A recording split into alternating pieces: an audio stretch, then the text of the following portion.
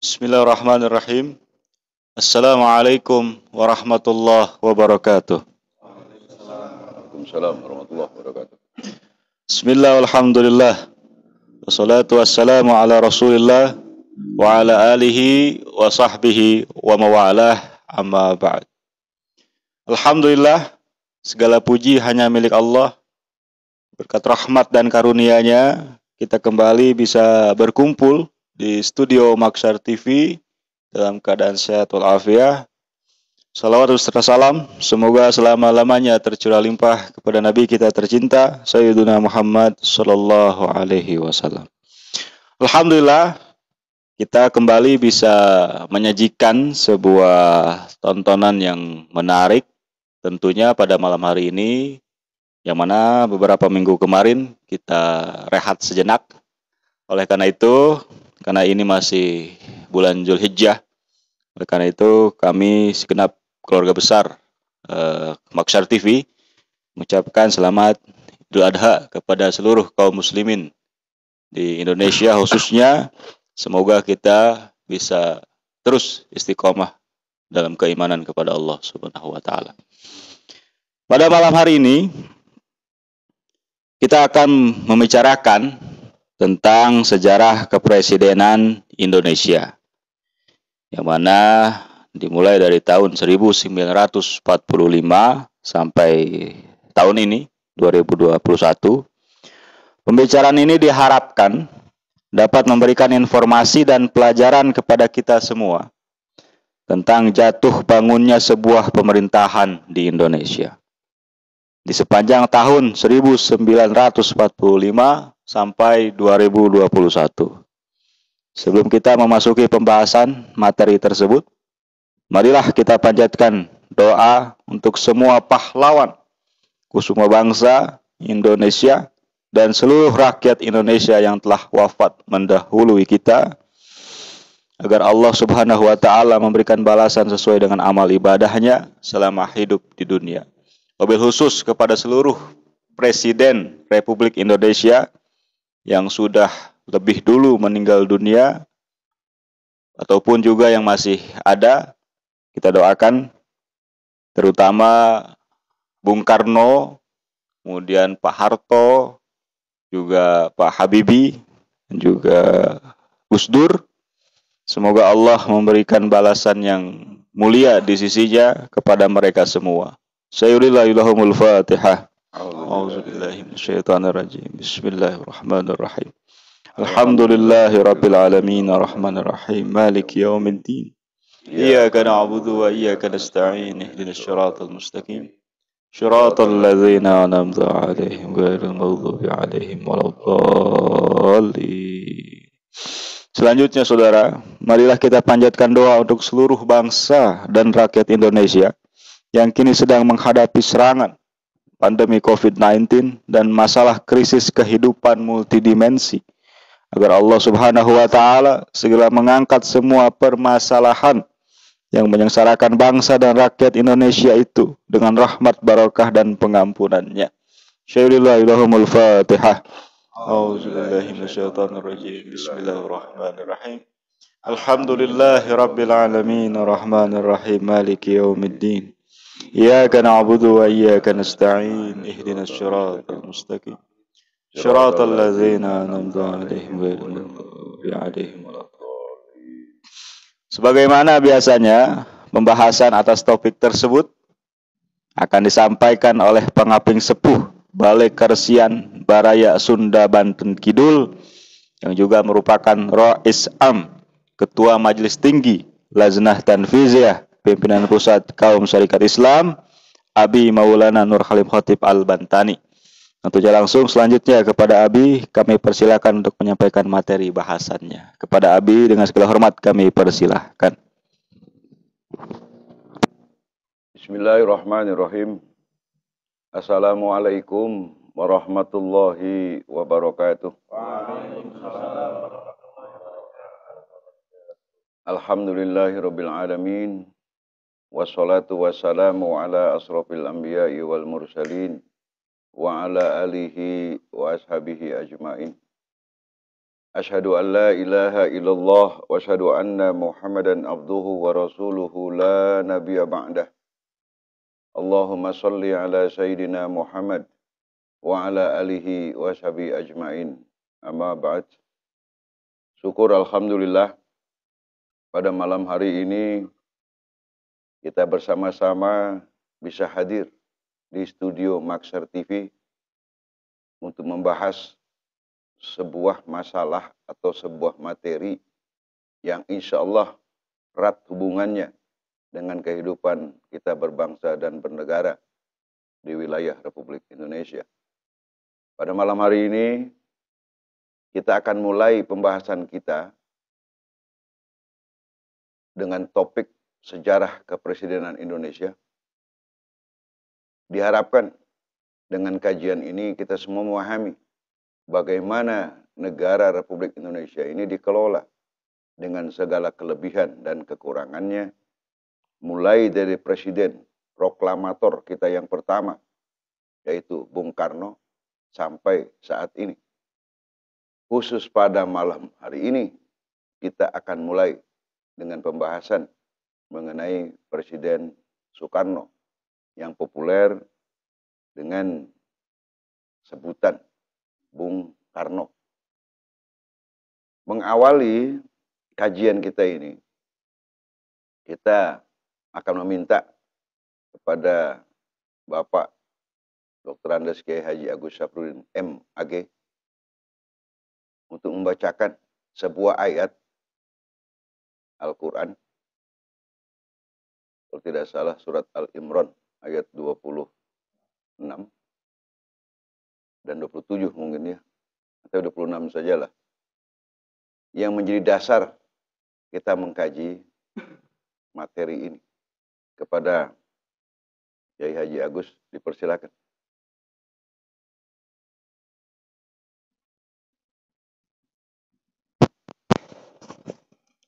Bismillahirrahmanirrahim. Assalamualaikum warahmatullahi wabarakatuh. Waalaikumsalam warahmatullahi wabarakatuh. A'udzu billahi minasyaitonir rajim. Bismillahirrahmanirrahim.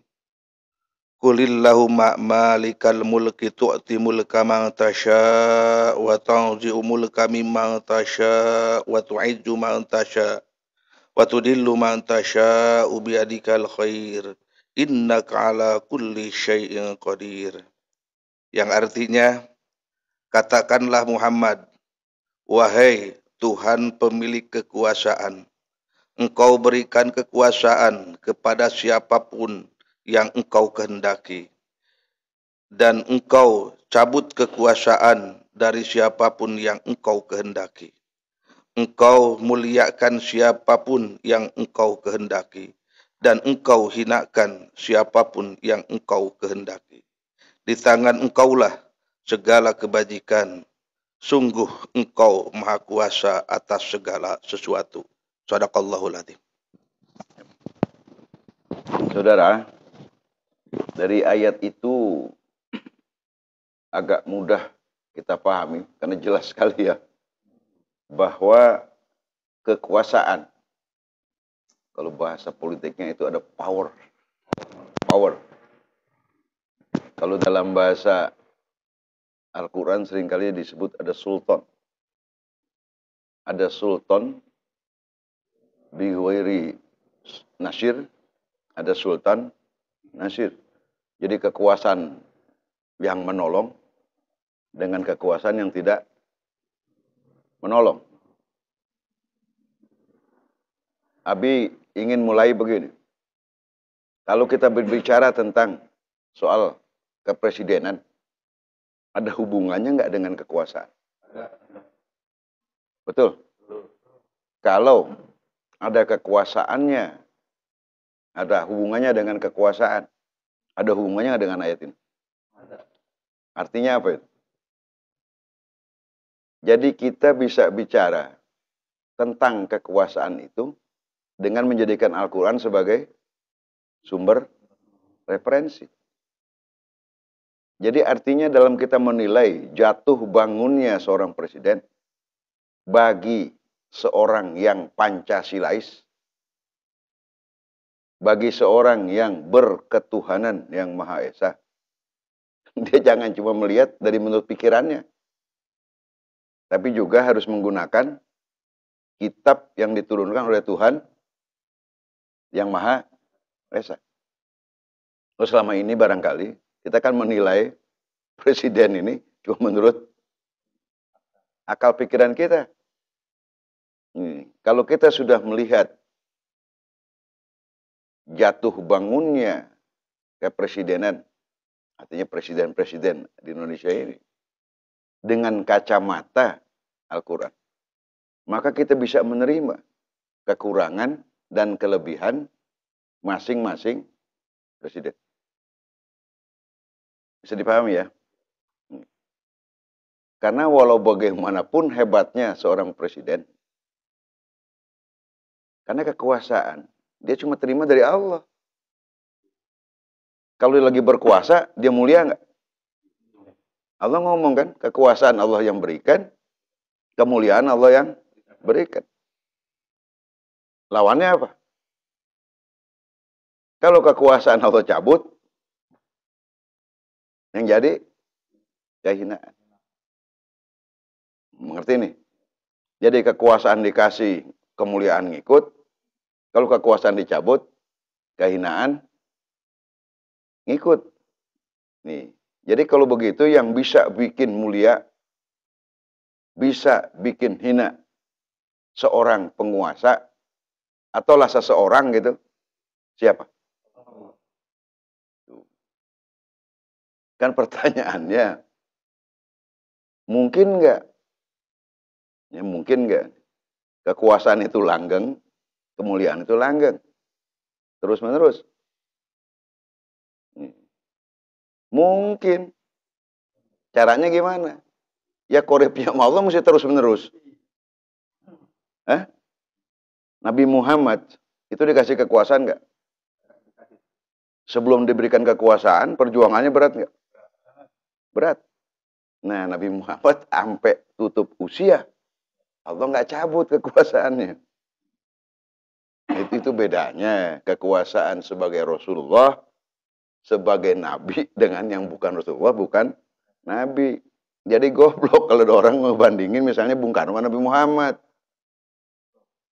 Bukan kelasnya. Paham tidak? Jawabannya.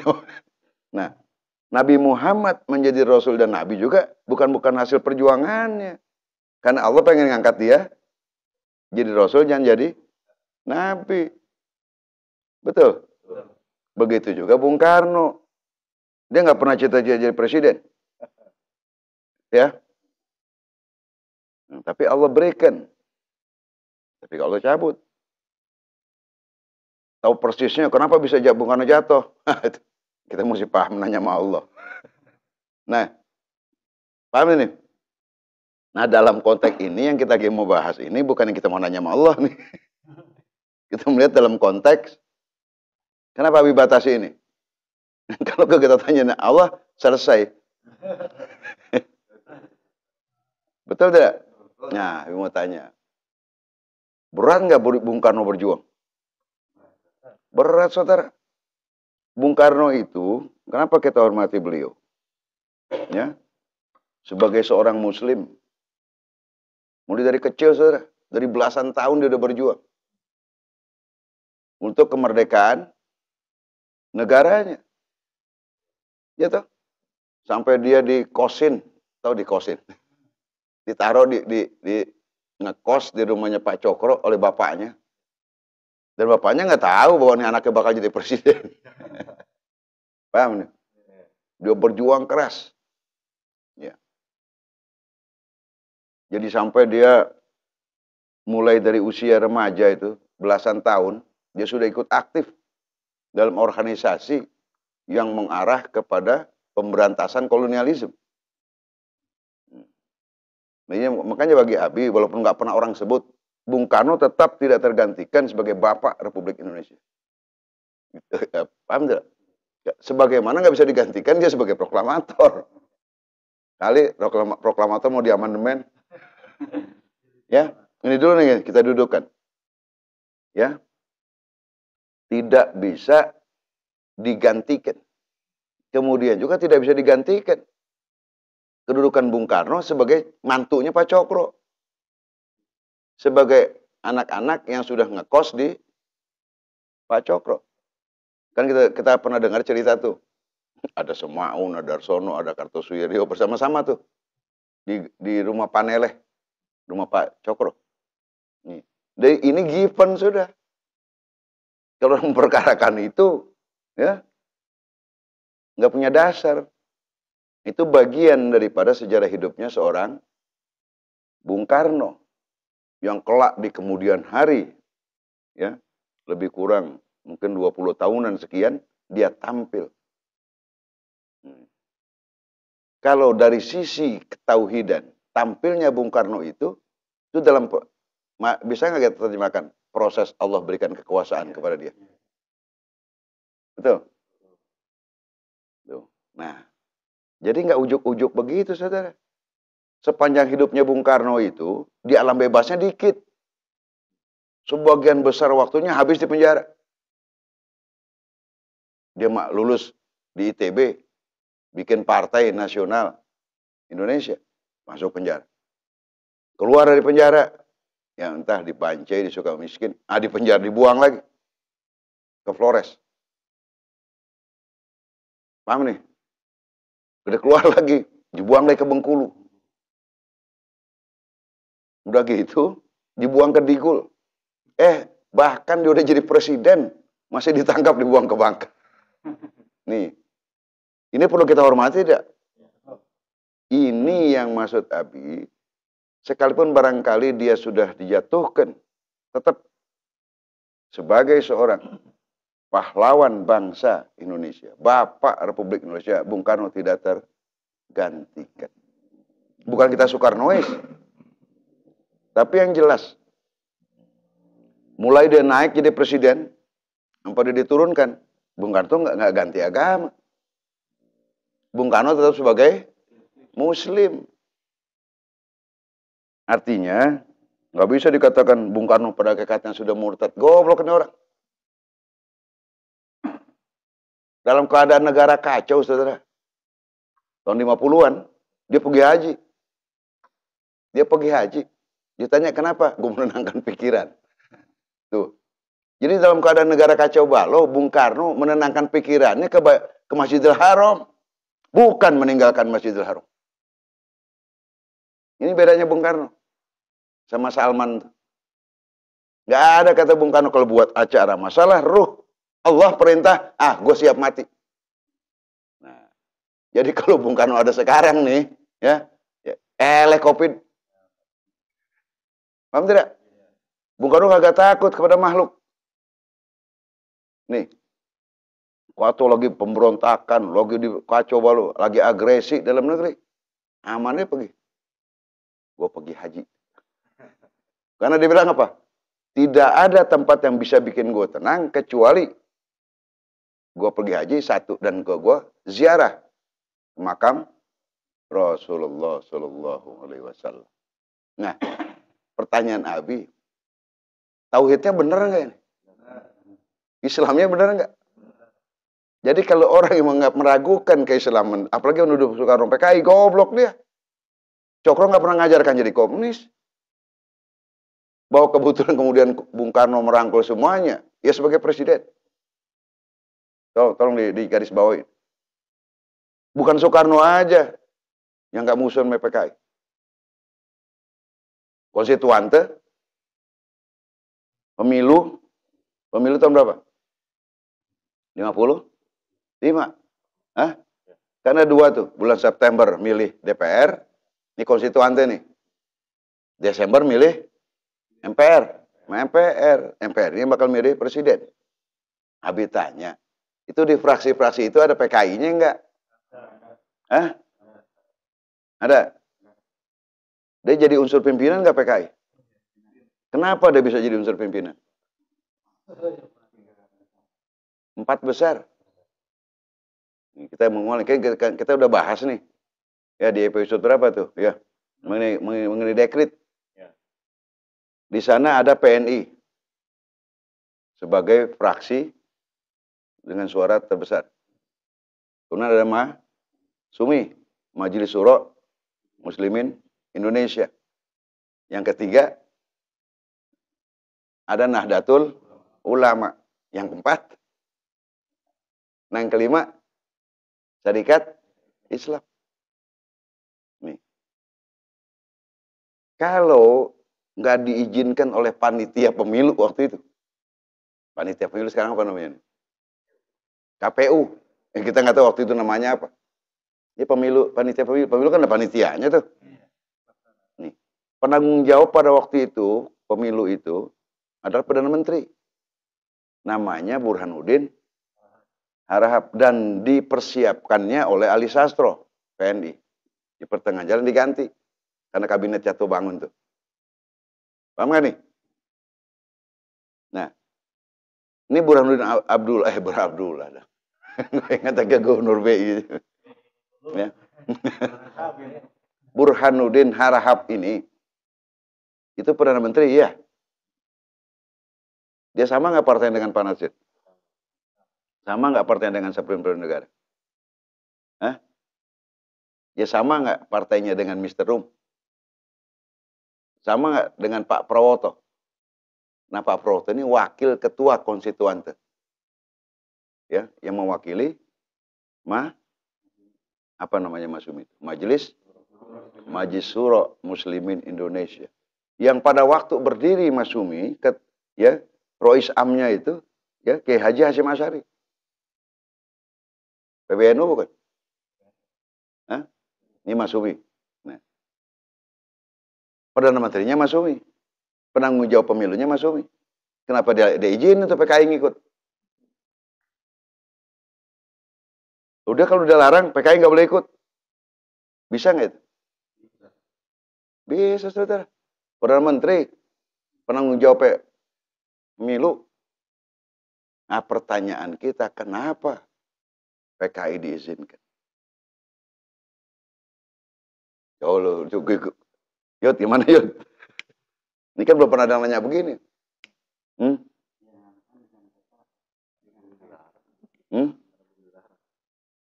Nah, karena pada waktu itu PKI udah berontak dia. 48 dia berontak. Jadi belum ada keputusan negara ini yang melarang. Tuh, paham tidak? Nih. Jadi kalau ditanya, Burhanuddin Harahap mau ngelarang dasarnya apa?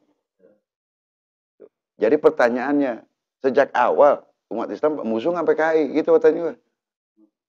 Ya? Lah kok musuh diizinin? Kok boleh PKI ikut pemilu? Nah, ini kita bukan topik bahasan kita malam ini. Tapi kata orang, pada waktu itu presidennya siapa? Loh, dia cuma sekedar Perdana Menteri. Kepala pemerintahan. Nih. Tapi presidennya yang... Nah, tapi nggak dilarang Perdana Menteri. Karena kepala pemerintahan. Gitu? Seandainya juga kepala pemerintahan melarang, Abi nggak yakin presiden ngotot.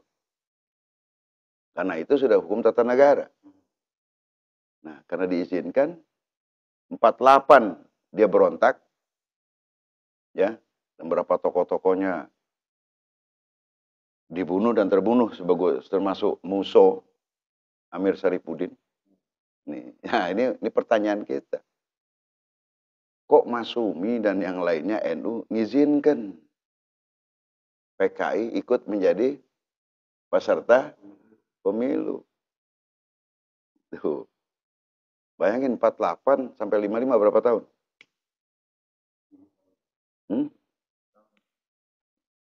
7 tahun. Dalam 7 tahun dia mempersiapkan diri, saudara, berhasil dapat 80 kursi. Ya kan? Ini lebih banyak dari SI. SI dikit. Nih. SI. Jadi di atas PKI ada NU. Di atas NU ada Masumi. Di atas Masumi ada PNI. Ini yang pertama. Lah yang kedua, pada waktu PKI mengajukan calon buat pimpinan konstituante, ditolak nggak? Enggak. Bukti Sakirman jadi wakil ketua. Sejajar duduknya dengan Pak Prawoto. Jadi Masumi, ya dia sejajar dengan Pak Wilopo. Sejajar dengan Dr. Joe Leimena dari Partai Kristen. Sejajar dengan Ratu Aminah dari IPKI. Sejajar dengan Kiai Haji Taufikur Rahman, siapa itu? Yang juga wakil ketua konstituante dari NU. Nih, jadi artinya kalau nasakom itu formal, ini udah terjadi nasakom, saudara. Ini yang orang banyak nggak pernah bahas. Jadi nasakom embrio terjadi dalam konstituante, bukan yang belakangan. Jadi kalau Bung Karno ngotot bikin nasakom, kan udah ini nggak apa-apa konstituante. Dan ternyata pada waktu Bung Karno bikin dekret, disapu habis Bung Karno semua. Yang PK-nya disapu, NU-nya disapu, Masumi disapu, PNI disapu. Ya kan, ya pimpinannya mesti kan, karena pimpinannya PNI, Bung Karno kan tepo seliro, kagak. Bubarkan konstituante. Walaupun ada PNI, ada Masumi, ada NU, ada PKI. Kenapa bisa terjadi begitu? Nah, ini loh. Ini dulu di awal-awal tahun 60-70-an pernah didiskusikan. Ya, dalam seminar Lemhanas, dalam seminar Dewan Pertahanan Keamanan Nasional. Nah, sekarang didiskusikan di Maksar TV. Gimana tuh, Nek? Nih. Apa? Nah, itu konsekuensi logis dari Indonesia memilih jalan demokrasi. Nah, demokrasi waktu itu demokrasi liberal. Siapa aja boleh. Siapa aja boleh. Misalnya UUS waktu itu ada mendaftar ikut pemilu, boleh. Pasang gambar UUS. Ada yang dari partai, ada yang dari golongan, perorangan boleh. Saking liberalnya. Jadi persoalannya semua terikat pada waktu itu. Yang NU-nya, yang nasionalisnya, yang Masumi terikat pada komitmen demokrasi. Jadi demokrasi pada waktu itu, orang tua kita itu lebih liberal daripada yang... Nah ini kemudian Bung Karno bikin demokrasi terpimpin, sudah itu. Tapi yang Abi ingin garis bawahi, awal-awalnya, asal-asalnya Bung Karno itu demokrat. Nasionalis. Ya, nasional. Ya. Cinta tanah air. Pada waktu itu bubarkan konstitusi nggak ada yang ditangkepin tokoh politiknya. Bubarin aja. Dan juga yang empat ini nggak ngotot, bubarin, iya bubar aja. Nih, paham nih? Itu Pak Wilopo pernah jadi Perdana Menteri. Pak Prawoto tokoh senior di Masumi.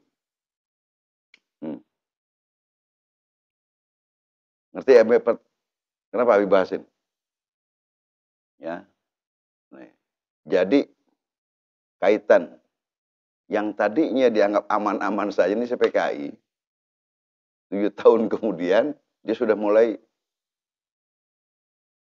belum kelihatan ngaco dia. Sudah bubar, nggak ngotot.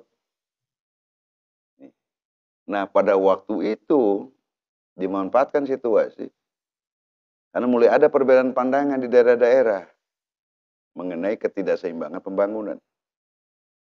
Paham ya? Nah ini maksud Abi, demokrasi ini itu hasil kesepakatan bersama enggak? Ini dimulai dengan pada waktu bikin Pancasila. Tanggal 29 April, Mei ya, 29 Mei, Pak Yamin bicara, Profesor Supomo bicara, Bung Karno bicara. Semuanya suruh ngomong di BPU PKI. Ya.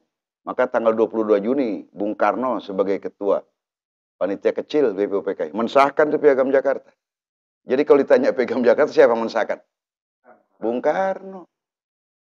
Jadi jangan dianggap nggak ada kaitannya Bung Karno sama Piagam Jakarta. Baru tanggal 18 Agustus diperkarain kalimat tuh. 7 kata. Apa? Yang pertama tuh, ketuhanan. Ya. Sila ketuhanan tuh dengan kewajiban. Dengan syariat Islam bagi para pemeluknya. Nah, yang kemudian kalimat 7 kata itu diganti jadi Yang Maha Esa. Ini proses. Semuanya berjalan, semuanya berpendapat. Tuh. Jadi artinya Bung Karno sendiri nggak yang mutuskan? Bukan. Waktu tanggal 1 Juni pidato Bung Karno bicara, Pancasila bisa gopras jadi Trisila, bisa gopras jadi Ekasila. Nggak disetujui, nggak marah dia. Kan mesti dia ngotot. Ini kudu ada Trisila, Ekasila. Ya. Itu. Pada waktu anggota BPUPKI tidak setuju, Soekarno ngikut. Tapi pidato panjang lebar mengenai Pancasila itu dia yang nyampaikan. Ya, jadi 1 Juni 1945. Nah, yang diperes-peres itu bukan cerita baru itu. Udah ditolak oleh anggota BPUPKI. Dan pada waktu Bung Karno jadi presiden, nggak dihidupin lagi sama dia itu. Nah, BPUPKI ya. Nah, jadi kemudian bikin draft mengenai Undang-Undang Dasar 45 dan seterusnya. Nah, sehingga sampailah pada peristiwa 17 Agustus 1945. Atas nama bangsa Indonesia, Bung Karno dengan Bung Hatta proklamasi kemerdekaan Republik para rakyat. Oh, yang jelas berdasarkan proklamasi kita merdeka. Ya. Waktu merdeka maksud Abi. Jepang ninggalin duit banyak nggak? Jepang ninggalin kesengsaraan rakyat Indonesia. Kelaparan di mana-mana, busung lapar di mana-mana. Gitu. Jadi artinya kita merebut, yang direbut sama kita bukan gonimah, saudara. Kesengsaraan yang kita rebut. Tapi bagi para founding fathers kita pada waktu itu, miskin gak jadi masalah asal merdeka. Nah, sementara yang selama ini pria yang pada hidup menjadi kaki tangan Belanda mengatakan ini gila-gilaan kemerdekaan. Tahu nggak ini? Pakai merdeka segala ada susah gitu. Ya. Jadi pada waktu proklamasi itu, kenapa kita? Karena ini pintu gerbang. Tuh, makanya Bung Karno mengatakan sudah mengantarkan ya kemerdekaan untuk bikin negara yang kemudian kita kenal dengan nama Republik Indonesia. Nah, maksud Abi, gede nggak jasanya Bung Karno? Hah? Kan yang nunjuk Bung Karno suruh baca proklamasi bukan dirinya. Kan tokoh bukan dia sendiri. Kenapa kok Bung Karno yang dipilih? Nah, gimana jawaban? Padahal ada, nggak kalah hebatnya Pak Hatta. Nggak kalah hebatnya Profesor Supomo. Nggak kalah hebatnya Presiden Pasundan itu. Ya Ahmad Suranata Kusuma. Udah penguasa, inohong, ulama. Ya. Nah, ini given namanya. Kulilah umat. Tuh, jadi Allah memilih Soekarno untuk presiden. Nah, itu kata tadi itu. Kulillahumma malikal mulk. Ini jadi jangan abong-abong dia jadi ketua itu terus dia presiden, enggak. Kaliber di persidangan BPUPKI seimbang. Ya ada Profesor Ahmad Yamin, ada Kiai Haji Ahmad Sanusi. Orang-orang pintar semua. Ada Pak Margono Johadi Kusumo. Ada Haji Agus Salim, ada Pak Abi Kusno. Kok yang terpilih? Tuh. Jadi ini lu puyeng kalau lu Yudi mau cari asbabun nuzulnya. Allah yang Jadi presiden pertama kita berbeda proses pemilihannya. Negara belum ada dibikin sama dia. Itu berbedanya Bung Karno, nggak bisa disamakan dengan presiden yang lain. Dia yang bikin negara bersama-sama dengan teman-temannya. Karena waktu itu udah lengkap belum di negara waktu dia bikin. Belum. Konstitusi dia bikin. Dasar negara dia bikin. Coba. Paham nih? Nah, jasa Bung Karno, kita bicarainnya dulu nih. Semua yang diperlukan sebuah negara merdeka, dia bikin. Dia bikin MPR. Kenapa dia bikin MPR? Undang-undang dasar ngomong gitu. Jadi jasa terbesarnya adalah dia menjadi inisiatif maker, membuat konstitusi. Dia bikin masukan pembukaan konstitusi. Dia bikin batang tubuh. Yang bikin siapa kalau bukan dia sama teman-temannya? Ya karena itu beliau disebut founding fathers. Soal sakti gagah sakti kita nggak tahu dah. Ya kan? Kita nggak bicara soal sakti gagah saktinya. Tapi yang jelas perjuangan Bung Karno bersama teman-temannya berdirilah Negara Republik Indonesia. Jadi presiden dia. Mulai tanggal 18 Agustus 1945. Maka dia mikirin, nah sejak saat itu bagaimana membawa rakyat Indonesia ini menuju cita-cita kemerdekaan. Cita-cita kemerdekaan kita waktu itu.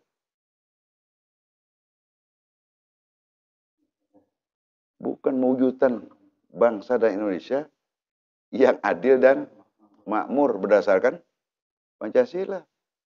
Bayangin udah adil makmur. Itu masuk dalam pembukaan. Ya. Nih. Pertanyaan Nabi berulang lagi. Pada waktu itu nih negara berdiri. Dapat warisan duit nggak dari Jepang? Tidak. Kesengsaraan. Belanda begitu. Tuh, jadi yang Abi ingin sampaikan adalah beliau membangun segala sesuatu yang diperlukan oleh sebuah negara yang namanya Republik Indonesia ini tanpa APBN. Kalau APBN nggak ada, kira-kira menteri digaji nggak? Bung Karno, pejabat tinggi negara. Tapi karena konstitusi menuntut, dia sebagai presiden yang dipilih, pemegang mandat dari rakyat. Nah, semampu-mampunya dia bikin. Nah, dia mulai bikin kabinet. Nah, dibikin mulai ada peraturan presiden, undang-undang. Keadaan kacau balau, dibikin undang-undang Merdeka Amanah. Dia bikin MPR. Ya. Dia bikin DPR. Dia bikin polisi. Dia bikin tentara. Ngerti? Dia bikin kedutaan besar. Ya. Ya. Dia bikin lagi duit. Ya, artinya kan presidennya, walaupun nanti menterinya yang mengerjakan. Dia bikin duit. Ya. Dia bikin pemerintah daerah. Gubernur, bupati. Ya. Itu kerjaan Bung Karno. Ya. Bukan cuma itu. Bagaimana membawa negara ini supaya diakui negara lain. Pergi ke sono pakai duitnya tuh.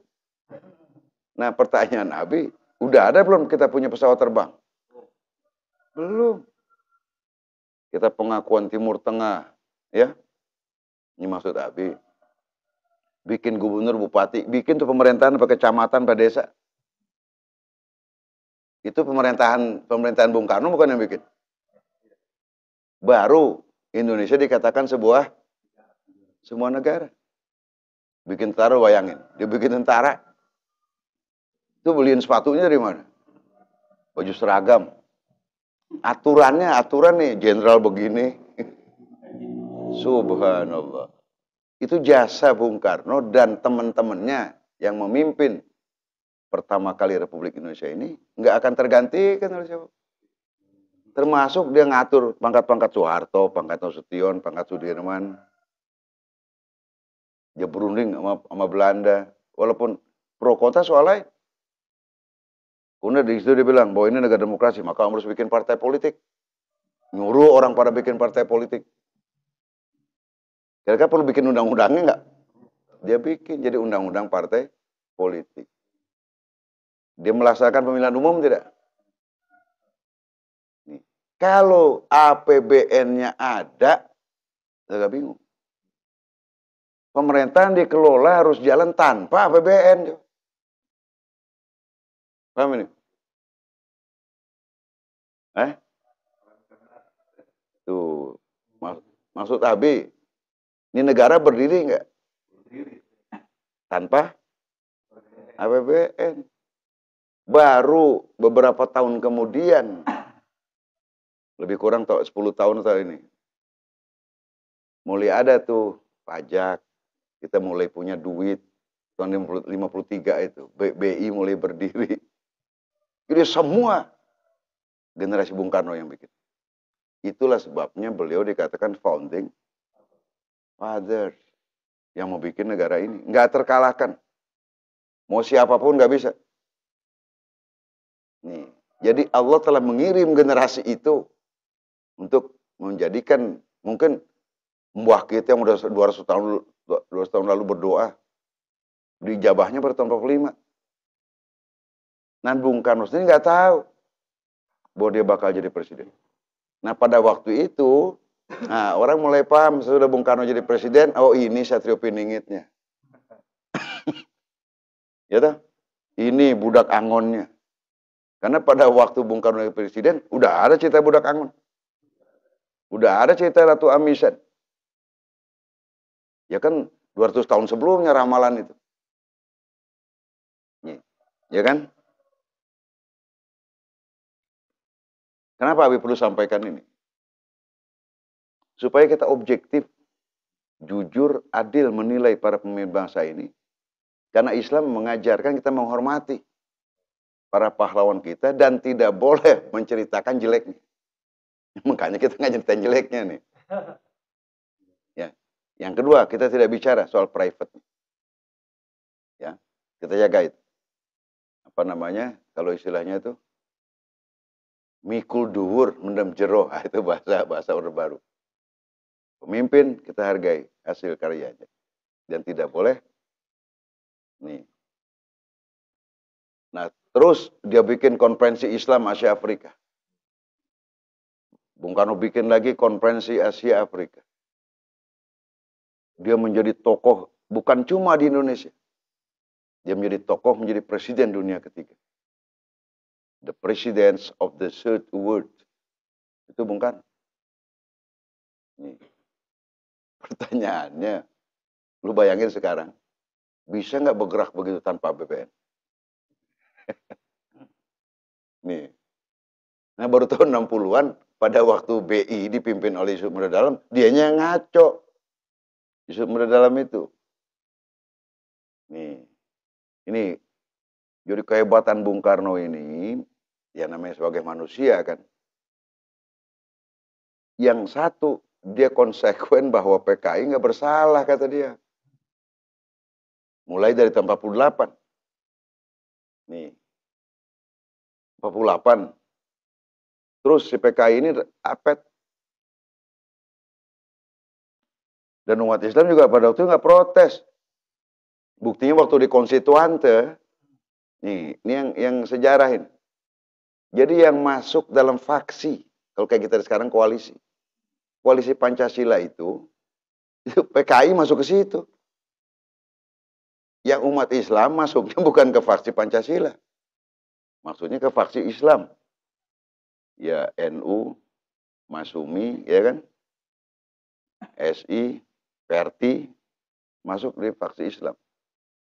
Nah, masuk faksi Pancasila itu PNI, PKI. Kan ada unik ini.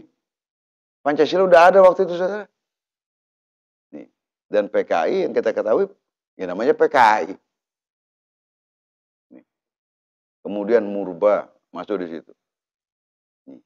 Jadi artinya, kondisi saat itu, kalau kita lihat, sebagai sebuah konsekuensi logis sejarah, Jadi PKI dalam konteks ini belum menjadi musuh, walaupun sudah ngaco. Kenapa? Karena presidennya belum menyatakan sebagai musuh. Ngerti nggak? Nih, jadi ini harus hitam putih kita melihatnya dalam pengertian apa adanya kita lihat. Nih, teruslah berjalan.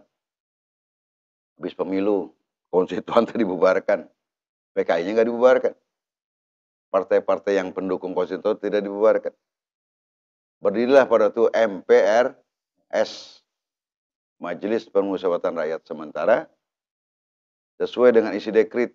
Bikin juga Dewan Pertimbangan Agung Sementara. Ya, DPAS. Terus, berdasarkan dekrit. Nah, yang Abi ingin sampaikan adalah sampai anggaplah tahun-tahun 60 itu. Peran Bung Karno besar tidak dalam rangka ya, membuat Indonesia populer di dunia. Ya. Jadi walaupun negara tidak disupport besar-besaran dengan anggaran yang cukup. Nah ini gue bilang nih, generasi pejuang. Sekali lagi mengatakan, karena itulah mereka ini layak disebut founding fathers. Jadi dia ngurus negara ikhlas, gitu. Nggak digaji. Ya gaji ala kadarnya nggak cukup lah. Ya, presiden kadang-kadang ada menteri naik sepeda, ngantor di rumahnya. Gitu. Pak Subarjo itu di Jali Cikini, menteri luar negeri di rumahnya kantornya. Nih, jadi artinya yang Abi ingin sampaikan, Bung Karno adalah presiden yang pertama, nggak bisa dibandingkan dengan presiden-presiden sesudahnya dalam konsep keberadaannya. Paham ini? Nah, kalau masalahnya, Bung Karno sudah menghadapi kasus kemiskinan pengangguran enggak? Hah? Sudah menghadapi kasus pergolakan politik dalam negeri tidak? Hah? Sudah menghadapi kasus hubungan internasional tidak? Sudah menghadapi kasus perdamaian internasional tidak? Sudah. Tentara kita pada zaman itu sudah dikirim ke luar negeri sebagai tentara perdamaian. Garuda itu dari Siliwangi segala macam. Tuh, jadi sebelum kita merdeka kita nggak punya tentara, Bung Karno bikin tentara. Artinya tatanan dia, kabinet dia itu berhasil bikin itu. Bung Karno bikin polisi, ya, termasuk juga bikin penjara, saudara. Bikin gedung-gedung walaupun ala kadarnya. Ada satu proyek yang nggak selesai itu yang namanya proyek Konevo, Asian Game yang sekarang jadi gedung DPR MPR. Itu cikal bakalnya Bung Karno yang bikin. Ya di sela-sela serba darurat itu, bahwa kemudian diminjam sama Rusia, minjem lagi soal lain. Ya negara baru berdiri, kalau ada yang minjemin, itu luar biasa itu. Ya belum kelihatan bagus ini negara, ada ngutangin dulu. Jadi ada bantuan internasional, kerjasama internasional terpaksa dibikin. Udah gitu, agresi rong-rongan Belanda nggak pernah berhenti. Karena Belanda masih pengen menguasai Indonesia. Jadi satu pihak harus memikirkan rakyat. Yang tadi kan kita Bung Karno waktu merdeka diwariskan rakyat miskin. Kalau miskin pengangguran di mana-mana nggak? Grup perusahaan yang baru kelihatan muncul, ya paling GKBI, Koperasi Batik, juga pabrik-pabrik, ada pabrik gula itu kan, ada ya waktu itu pengusaha-pengusaha Cina Indonesia ada banyak juga yang pada pertanyaan pada waktu itu, pusing nggak Bung Karno mikirin beras dari mana? Tapi dia sholat id dia bikin, masjid dia bikin di Istana Merdeka. Jadi paham nggak kenapa kita perlu? Nah ini karena kita sebagai umat Islam, kita harus menghormati Karena dikatakan berkat rahmat Allah itu melalui orang-orang ini. Umat Islam Indonesia mendapat hadiah kemerdekaan dari Allah, bukan dari Jepang. Kita betul-betul kita bikin sendiri ini negara, kita rebut sendiri gitu. Bukan pengasih. Nih ya. Jadi periode 45 sampai 55 sekarang hasilnya dinikmati sama kita. Jadi mati kalau nggak ada gitu, mana ada Kementerian Keuangan, mana ada Kementerian Pendidikan dan Kebudayaan, mana ada Kementerian Agama. Kalau nggak dibikin Bung Karno, nggak bisa kita punya urusan haji. Belum ada model, jadi beliau membuat model. Tuh. Paham ini? Bagaimana menatap politik. Nah tadi, kekuasaan mengatur itu datangnya dari Allah memberikan. Bisa saja itu lantaran doa para kiai, doa para santri, doa para ulama. Nah kalau berikan kemerdekaan itu. Tapi dengan di situ berlaku. Bung Karno dan teman-temannya membuat Indonesia merubah nasib. Nah itu berlaku ayat tuh. Innallaha la yughayyiru ma biqaumin hatta yughayyiru ma bi anfusihim. Para tokoh ini bergantian terus. Mulai sejak zaman Sultan Ageng Tirtayasa terus. Tidak kenallah melawan penjajah. Ini cerita namanya manusia ya. Ya. Nah, di dalam pengelolaan negara ini si PKI ini, ya karena perasaan kagak dimusuhin, ternyata dia juga alamnya sendiri kan. Dia merasa di konstituante diikut secara politik. Orang dibilang negara demokrasi, ya kalau negara demokrasi dia bilang PKI juga boleh. Nih, di sini persoalan bagaimana negara demokrasi ini tumbuh dalam sebuah negara, landasan negara adalah Pancasila. Nah itu persoalan. Jadi kalau konsekuen dengan sila pertama, nggak mungkin tumbuh PKI. Nah kecuali pada waktu itu, PKI mengatakan, gue juga asas gue Pancasila, kata PKI. Bukti dia masuk faksi Pancasila. Paham tidak? Ini persoalan yang perlu dikaji sendiri dalam konteks PKI pada zaman itu. Nah ini yang perlu kita pertanyakan. PKI zaman itu dengan PKI zaman sekarang ini korelasinya seperti apa? Nih kalau PKI masih zaman konstituante Mas Abi. 55 ya. Nah kita lihat periode 55, 65. Nah di sini kita mulai tumbuh sebagai negara. Gitu? Mulai menyelenggarakan konferensi Asia Afrika. Konferensi Islam Asia Afrika. Kita sudah mulai punya duta besar di mana-mana. Kita mulai punya tentara. Kira-kira tentara dilengkapi persenjataan nggak nih? Pernah mikir nggak lo dari mana duitnya beli senjata? Ya toh? Punya senjata. Lah itu pinter-pinter para pemimpin waktu itu. Kalau punya duit beli senjata modern nggak aneh. Kagak punya duit beli bank. Kita ada Javas Bank kita ambil alih. Paham tidak? Tuh, jadi dia itu, nah ini buat pelajaran. Jadi kalau udah duit kayak lu berjuang nih sekarang nih di Kop Kami, di Masyar. Kalau duit duluan, nah nggak revolusioner. Para pejuang kita itu dia berjuang menciptakan duit. Bukan duitnya udah ada. Ya. Jadi how to create the nations itu. Bersama-sama mikirkan. Jadi bukan dikasih waris. Nah warisnya adalah sumber daya alam Indonesia. Ya kan yang Allah kasih, kita ada punya laut, punya gunung, punya hutan, punya ini. Ada pengelolaan. Makanya ada Menteri Kemakmuran Rakyat, ada Menteri Keuangan, versi. Nah pada itu enggak, kira-kira pada pinter nggak para tokoh kita waktu itu? Kalau dia nggak bisa bahasa asing, gimana? Boro-boro orang Belanda masih gila. Nih. Ya. Oke, sampai sini ya. Paham ya? Jadi peranan Bung Karno dan temennya, termasuk gurunya Pak Cokro, termasuk Kiai Haji Hasyim Asy'ari. Dia tidak sempat menikmati hasil perjuangannya ini. Pas negara ini merdeka, dia udah pada nggak ada.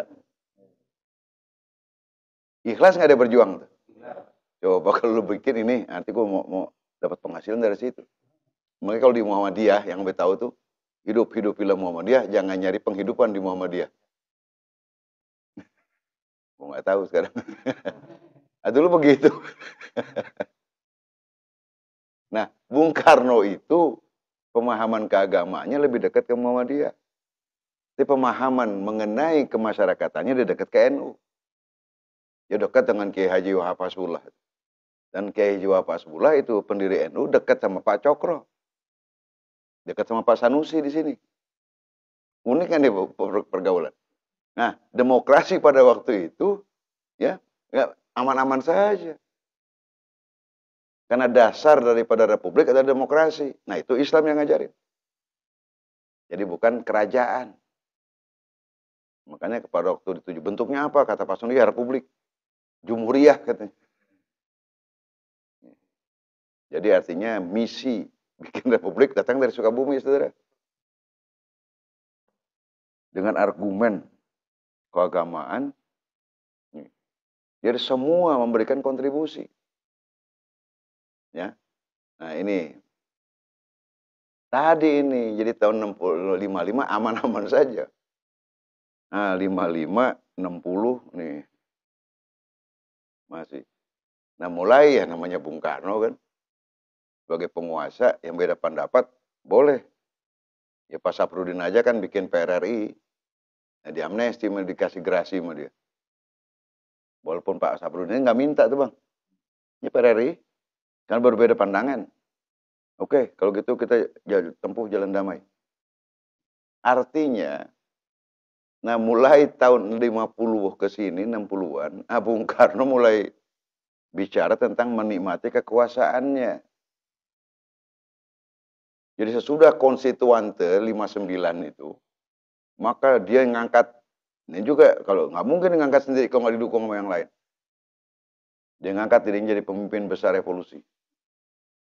PBR. Dia jadi panglima tertinggi angkatan perang. Ya. Kemudian dia menjadi mandataris MPRS. Ya karena memang MPRS yang berikan mandat ke dia. Nah, diberikan lagi dia sebagai, ada yang mengatakan Amirul Mukminin. Jadi nggak boleh diganti. Jadi banyak. Jadi maksud Abi, Soekarno begitu. Ini yang lain ikut dosa nggak Mas Abi? Kagak mungkin dia sendirian. Udah didukung semua. Nah, di sinilah mulai terjadi friksi-friksi politik. Ya, temannya, sahabatnya Kartosuryo berbeda haluan mengenai pandangan. Ya. Operasi PRRI. Jadi ada mulai pertentangan politik. Ngerti nggak nih? Ideologinya sama nggak? Pancasila sama. Jadi ada Pancasila bagaimana Bung Karno menafsir, bagaimana Kartosuryo menafsir, ya, bagaimana Vences Sumual, bagaimana itu terjadi dalam sebuah negara yang namanya Republik Indonesia. Jadi ini negara begitu dinamis, saudara. Nah, di sini mulai bagaimana mempertahankan kekuasaan. Bung Karno bilang bukan kepentingan pribadi, menyangkut masalah kepentingan umum. Ya, jadi apa di sini ngerti ya? Nah, mulai dia ada aksi ini PKI aman-aman saja. Ya wajar kalau masing-masing baik organisasi politik yang ada merapat ke presiden. Karena kan pusat kekuasaan. Kita tahu semua kan. Jadi waktu ada RIS, waktu ada negara yang negara boneka itu, tokoh Masyumi yang mengusulkan mosi integral. Sehingga berdiri NKRI, Negara Kesatuan Republik Indonesia. 17 Agustus tahun 1950 dinyatakan itu. Nah, tapi 10 tahun kemudian, 17 Agustus 1960, Bung Karno menyatakan Masyumi bubar. Dibubarkan oleh Bung Karno. Maksud Abi, jasanya besar nggak Masyumi buat pemerintahan Soekarno? Besar. Nih. Kok dibubarkan? Nih. Ini si Masyumi yang berjasa dibubarkan, hari PKI yang berontak dibiarkan. Nah, inilah namanya gaya kepemimpinan politik. Pasti ada resikonya buat seorang presiden.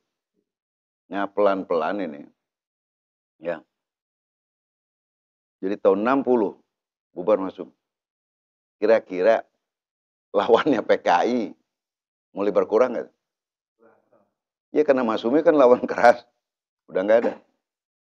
Nih, jadi PKI tinggal ngadepin PNI. Ya. Bukan yang itu dia lebih kecil dari jadi satu kesatuan dengan Masyumi. Yang tinggal ngadepin NU dengan PNI. Nih, kata Bung Karno, mesti bersatu. PNI, NU, sama PKI. Nah, Masyumi nggak mau disatukan. Nah, kalau ngelawan gue, bubar. Ditangkapin nggak tokohnya? Tangkapin. Nah, tokoh yang ditangkapin ini pernah berjasa nggak kepada Republik Indonesia? Pak Nasir pernah jadi Perdana Menteri. Gitu? Burhanuddin Harahap pernah jadi Perdana Menteri. Mr. Rum berunding dengan Belanda. Rumroyen. KB ditangkap. Pak Prawoto pernah jadi Wakil Ketua Konstituante. Karena dia Masyumi. Jadi udah partai yang dibubarkan, orang yang ditangkepin. Buya Hamka ditangkap. Jenderal Mutakin ditangkap. Sumarsono tangkap. Jadi alhasil mulai 60-an ke sini sudah mulai ada tokoh politik yang ini PKI aman nggak nih? Nggak ada lawannya. PNI sama itu sama NU udah bersepakat bikin Nasakom. Walaupun alasannya demi kepentingan negara. Maka terpilihlah ada DPR GR ketuanya dari NU, Pak Saihu. Ya. Kiai Haji Ahmad Saihu namanya. Ketua DPR GR. Banyak lagi tokoh-tokoh muda. Ada masuk MPRS. Ya. Jadi Majelis Pengurusan Rakyat Sementara karena yang MPR beneran harus dibikin melalui pemilu. Nah, kemudian lagi ada satu partai, temennya juga PKI itu. Dianggap ini murba, partai tidak tidak revolusioner. Ya. Bubarkan juga, murba dibubarkan. Ada Malik itu. Terus lagi ada partainya bapaknya Prabowo, Sumitro, Djohadikusumo, PSI, Partai Sosialis, Sultan Syahrir, pernah jadi Perdana Menteri pertama. Bubarkan, tangkap Syahrir. Konon kabarnya sakit keras, sampai keluar tahanan politik, meninggal. Jadi di sela-sela besarnya Bung Karno itu, nah yang orang lihat kan biasa, kebaikan yang banyak akan kalah dengan satu kesalahan. Paham tak? Jadi makanya, jadi ada istilah 100 kebaikan loh. Itu bisa ketutup dengan satu kesalahan hilang yang. Jadi kalau, paham gak nih? Nah, ini kelemahan manusia bukan? Nah, selama dia jadi presiden, orang muliakan gak Bung Karno? Kemana dia pergi? Bahkan bukan cuma di Indonesia beliau dimuliakan. Kemana-mana. Orang disebut juga Paduka yang mulia. Diambil dari kata Sri Baduga. Paduka yang mulia, PM. Nah, menteri-menterinya dipanggilnya yang mulia. Nah, ini yang sampai saat ini pertanyaan Abi, dalam keadaan Bung Karno dengan semua kapasitasnya itu, masuk akal nggak kalau orang memikirkan Bung Karno jatuh? Dia menguasai militer, menguasai rakyat, menguasai hubungan internasional. Nggak ada satupun titik lemah buat Bung Karno. Pada waktu itu, tanya Abi ulangi lagi. Ada nggak yang berpikir bahwa Bung Karno bakal jatuh? Ya, ya. Siapa yang berani? Lalu partai dibubarin. Bukan orang bodoh tuh. Nih. Artinya bahwa dia berkuasa itu, dia bisa bubarkan partai.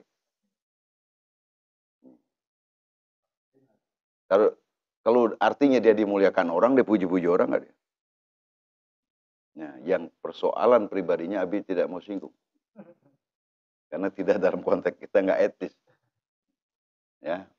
Nah, ini jadi pada waktu itu kemuliaan yang Allah berikan.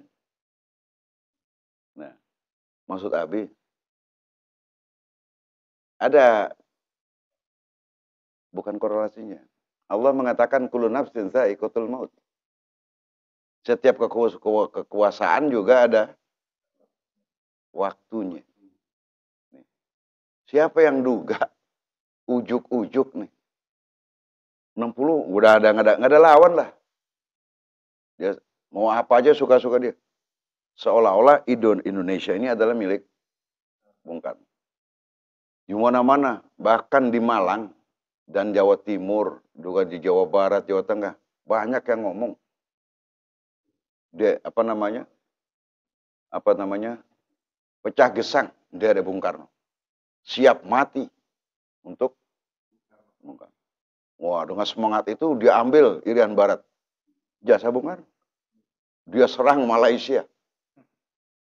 Ya. Pokoknya Kolim tuh Inggris kapitalis takut Bung Karno. Neokolonial takut. Ya bayangkan aja, Amerika benci Bung Karno. Tapi nggak berani. Inggris, orang dia bilang, kalau Inggris macam-macam kita linggis Inggris. Ya. Amerika kita setrika, itu bahasa Bung Karno.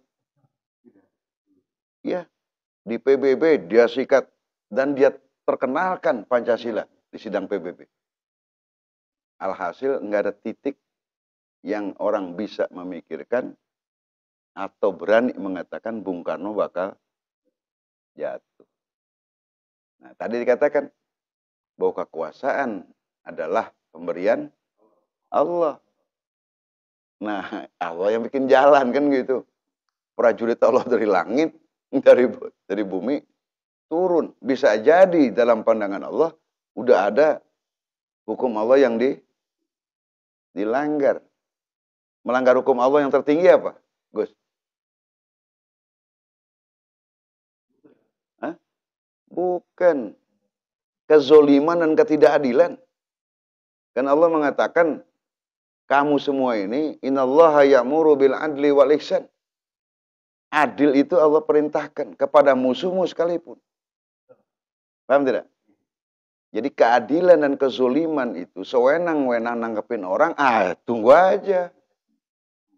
Allah cabut. Nah, terbukti kan dalam sejarahnya? Tuh. Orang yang mendukung Bung Karno, subhanallah. Nih, 60, 61, 62 ini aman-aman. PKI makin dekat. Dan juga nggak bisa disalahkan. Udah PKI makin dekat, makin kuat. Nah, wallahu alam dia pengen dekatnya seperti apa. Nah, puncaknya terjadilah peristiwa gerakan 30 September menurut menurut Angkatan Darat. Ini adalah gerakan 30 September PKI. Nah, kata Bung Karno bukan, itu gestok. Gerakan 1 Oktober. Nih. Dua ini. Tapi yang jelas mau berdebat macam-macam, tapi yang jelas sekian jenderal Angkatan Darat terbunuh. Dan ada bukti terbunuhnya. Nih. Paham ini? Nah ini memang masih harus diselesaikan. Ini karena ini fakta sejarah yang harus diluruskan. Tapi dari berbagai macam proses pengadilan yang dibikin oleh Bung Karno. Bung Karno bikin Mahmilub. Mahkamah Militer luar biasa untuk memeriksa keterlibatan Partai Komunis. Tapi secara saklek Bung Karno belum mengatakan bahwa PKI ini terbukti bersalah. Paham ya? Nah muncullah jadi 62 kemarin DI dudak-dudak itu kan. Kartosuwiryo dimusuhin, Panglima DI dudak-dudak. Dan ini fakta sejarah. Jadi tidak ada lagi seakan-akan orang sudah takut mengatakan kebenaran, kecuali kebenaran menurut Bung Karno. Jadi Bung Karno itu tetap jalan sesuai dengan posisi dia sebagai presiden. Dia coba atasi. Dia bikin kabinet, Dwi Korah, sampai paling puncak, dia bikin kabinet 100 orang. Dalam rangka mengendalikan, pertanyaan Abi, dalam situasi begini, kemiskinan teratasi atau makin bengkak? Orang makin miskin atau makin berkurang tuh yang miskin atau bertambah? Coba kalau negara kacau kayak begitu.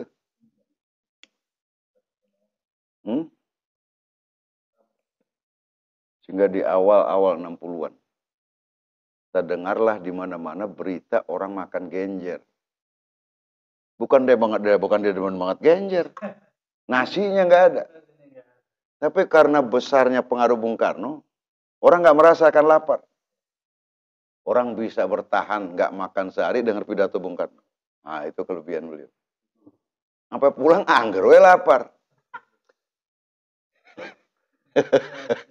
Jadi kemiskinan, pengangguran, merajalela.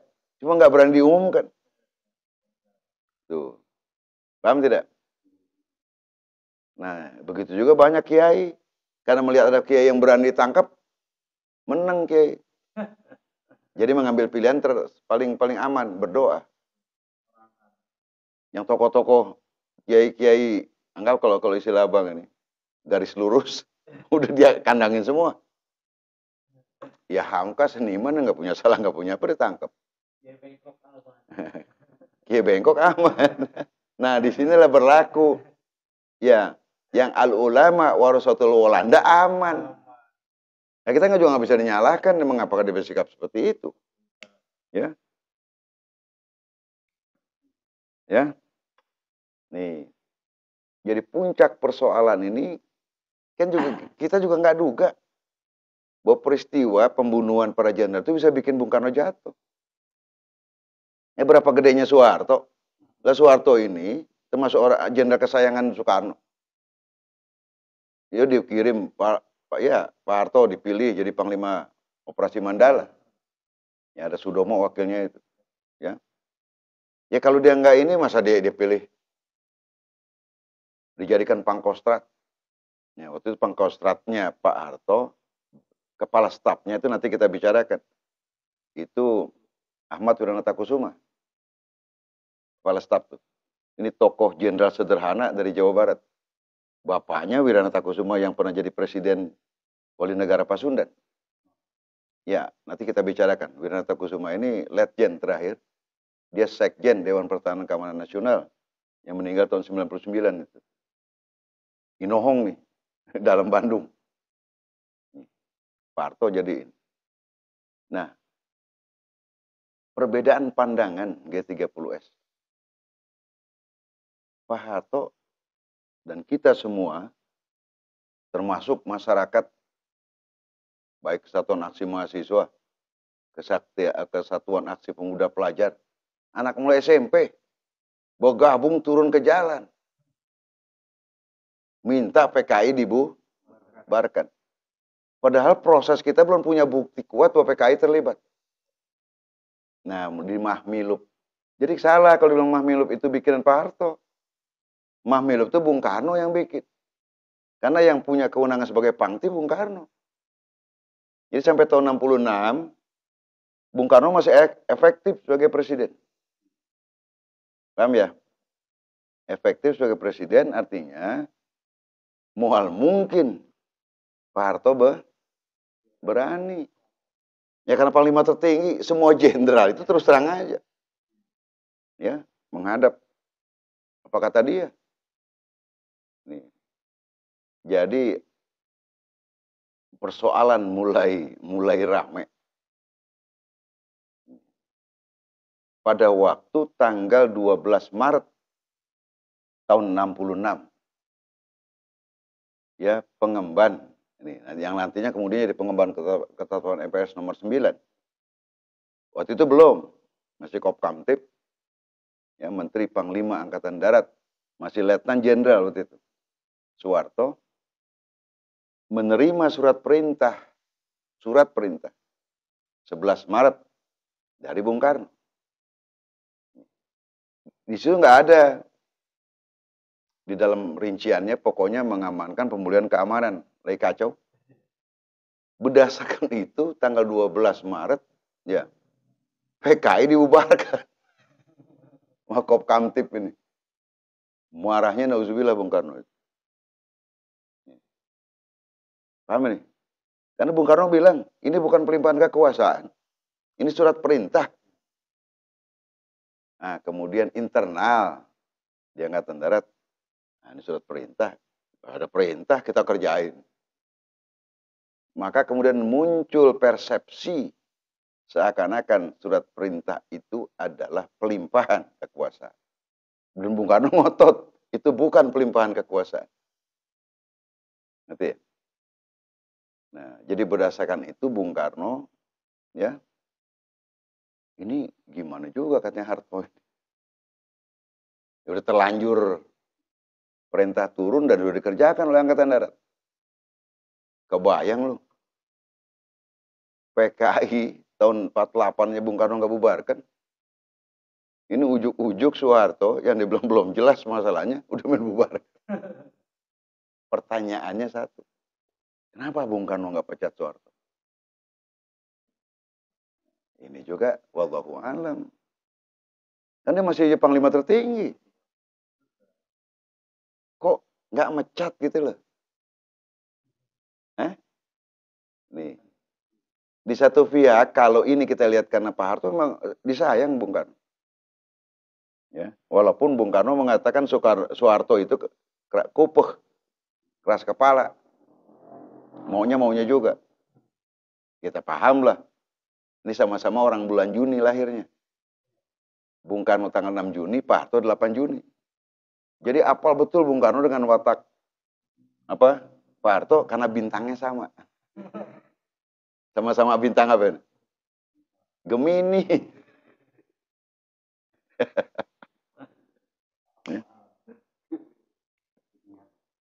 Ya zodiaknya sama. Nih. Nah, jadi mahmilub segala macam berdasarkan itu. Jadi ada dualisme. Yang sah adalah Presiden Republik Indonesia adalah Bung Karno. Pengemban SP 11 Maret adalah Pak Harto. Nih, cerita gini. Nah, terus berkembang nih. Nah, di sini orang masih belum percaya bahwa Pak Harto, Bung Karno akan jatuh. Ya.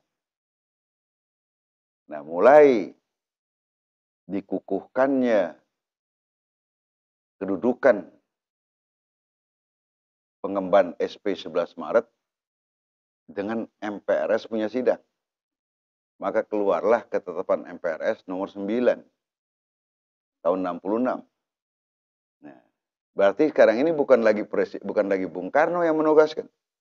Tapi MPRS sudah mengakui bahwa kedudukan Pak Harto sebagai pengemban SP 11 Maret disahkan oleh rakyat Indonesia. Ngerti nggak? Lebih kuat nggak? Kok tadinya cuma presiden, nah sekarang teruslah. Bukan cuma itu. Udah PKI dibubarkan, ditetapkan lagi ketetapan MPR nomor 25 ya, ketetapan MPRS nomor 25 tahun 66 yang menyatakan PKI sebagai partai terlarang. Bung Karno masih jadi presiden nggak itu? Masih, belum dicabut. Jadi walau bagaimanapun pada waktu itu pengaruh Bung Karno itu masih hebat.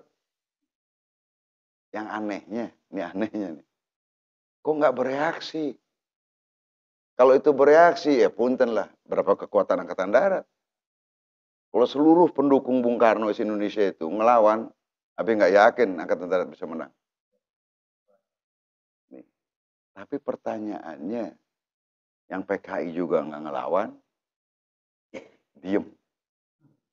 Ya, yang PNI juga diem. Nih. Nah, maksud Abi, yang bikin dia diem siapa? Tadi yang memberi kekuasaan, kalau bukan Allah yang rem. Tuh, ya. Nah, sampailah puncaknya. Nih, jadi tadi orang belum percaya bahwa rakyat Indonesia berani berhenti. Sampai ada sidang istimewa atau sidang umum. Nah, itu keluar ketetapan MPRS nomor 33 tahun 67 tanggal 12 Maret 1967 yang mencabut kekuasaan Bung Karno dan mengangkat Pak Harto sebagai pejabat presiden. Nah, lengkapnya bacain, Pi. Biar yang lengkap aja, Bang.